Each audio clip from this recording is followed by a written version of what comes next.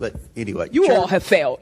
No, you all continue to fail. We've done nothing. You've had the gavel, Mr. Comer. We barely do hearings on anything that actually affects change. You have power here, and yet you don't do anything.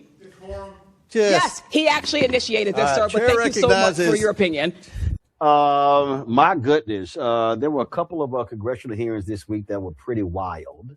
And we showed you Congresswoman Jasmine Crockett and some others, but woo, man, did Congresswoman Summer Lee of Pennsylvania get into it with James Comer? Watch this.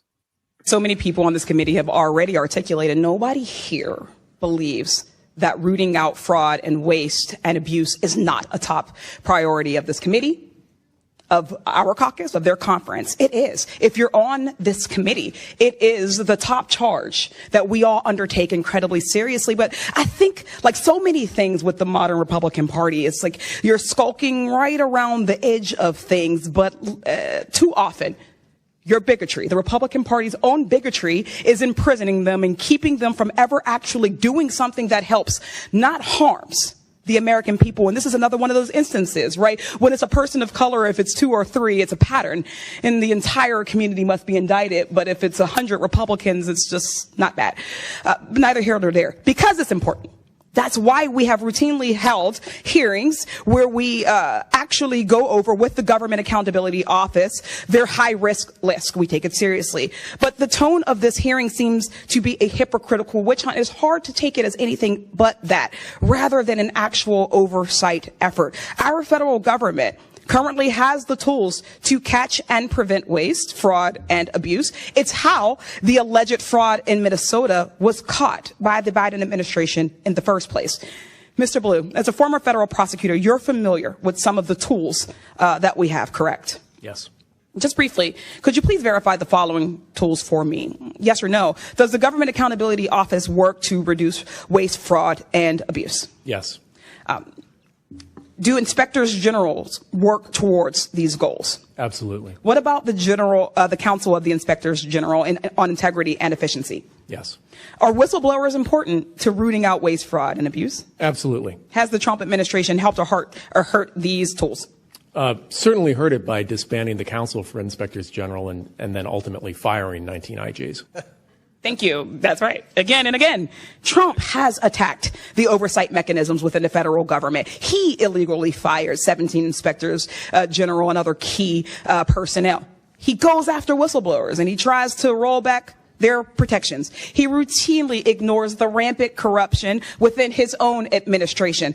Republicans have turned a blind eye to all of this. They have held no hearings on these actions. And this hearing today isn't even about fraud generally within the federal benefits system, which we would welcome. Republicans have cherry-picked a blue state and an immigrant population, vulnerable, to demonize. To be clear, Minnesota is not the only state with a fraud problem. To truly tackle waste, fraud, and abuse, we need to approach the issue with a scalpel, not a mallet. Discovering that people are committing fraud in the federal program does not mean we should smash the whole thing and end it. It means its oversight mechanisms need to be improved. That's why it's so disappointing to see that the Minnesota House Fraud Prevention Committee that our witness, the Honorable Kristen Robbins, chairs, has issued no reports on these uncovered schemes. It hasn't advanced any legislation to address the issue or even shared whistleblower reports with their Democratic colleagues. They've just held a bunch of hearings and generated headlines, something our committee is all too familiar with. This hearing is not an effort by Republicans to improve social service programs. It's an excuse to end them and to punish Democratic-led states. This has always been the plan. It's why Republicans' so-called big, beautiful bill is estimated to cut more than $1 trillion from Medicaid and CHIP benefits and cut SNAP for 40 million people. The very children or folks with disabilities who were mentioned in the opening statements. Trump has also already taken advantage of the situation in Minnesota. After a YouTuber harassed and posted unsubstantiated claims of fraud against child care centers, HHS froze child care funding to Minnesota, which would affect more than 23,000 children. Just yesterday, Trump also froze approximately $10 billion in funding for programs supporting child care, social services, grants, and cash assistance in not only Minnesota, but in other Democratic-led states, California, Colorado, New York, and Illinois, no matter what party we're elected to, we represent the people of our district, Democrat or Republican. We represent as the federal government all people of all states, irrespective of how they voted. That's the charge that I took, and I would like and hope that you all would do the same. When so many of these social service programs are being gutted and defunded, fraud becomes even more harmful, as that means even less money is going to people who need it. People need these programs. This situation should be an opportunity to take a deep look at the programs and improve their oversight abilities, not an excuse to cut them entirely. If we care about the most vulnerable, if we care about the most marginalized, this is an opportunity to do so, and I welcome us to actually do that one day. Thanks, I yield back. Ms. Lee, the IGs are hired to identify fraud. They haven't identified fraud. The IGs have failed. But anyway. You all have failed.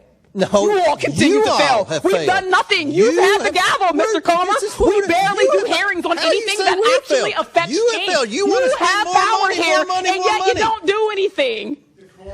Yes, he actually initiated this, sir, but thank you so much for your opinion. You have failed. I yield it back. Chair recognizes Mr. Perry from Pennsylvania for 5 minutes. Thank the chair. Oh, that's how you get that ass, Matt.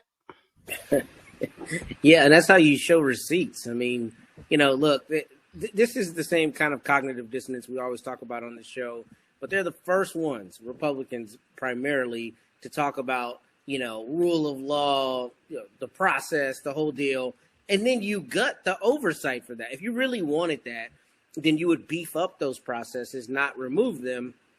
And, you know, I'm glad that she called that out. I'm glad that she specifically said, you know, don't we already have weren't there mechanisms that were supposed to root out what you're claiming is this fraud and abuse and waste? And if you get rid of those, then you're talking out of both sides of your head. And we know that the administration has been doing that. We also know that DOJ, from my understanding, did not post the results that it was talking it was going to have.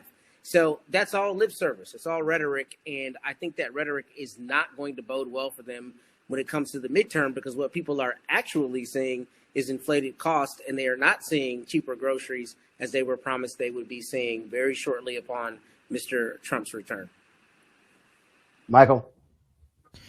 Yeah, Summer Lee exposed more of this nonsense coming from the Trump administration and coming from these feckless Republicans in a very unproductive 119th Congress. And this is an example. So you had Trump fired 17 inspector generals because criminals don't want oversight. That's what this is about. Criminals do not want oversight, and they want to remove those mechanisms that will be the guardrails that will investigate them.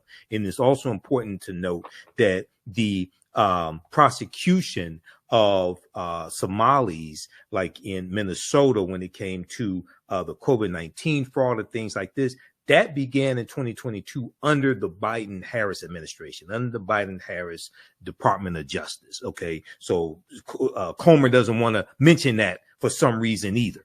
But this is the result of 7,000 votes, as Reverend William Barber said.